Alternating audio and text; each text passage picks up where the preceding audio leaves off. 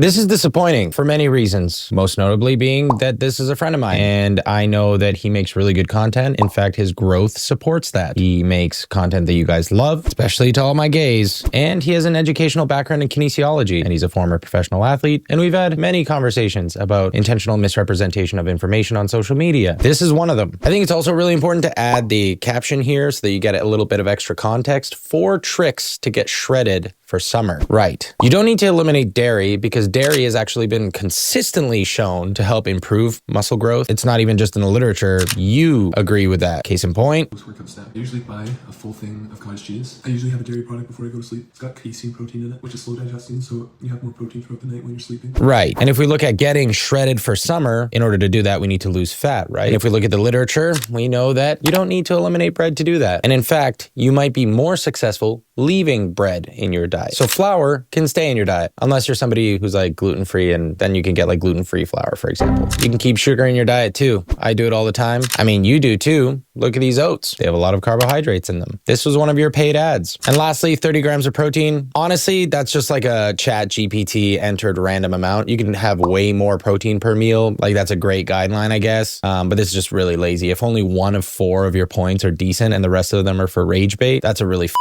video, to be honest with you. Like I said, he's a friend of mine. I still like Brian. I have nothing against Brian, but this piece of content is a miss. And I'm sure because he's a good guy, you'll improve it for the next one. I'll see you guys later.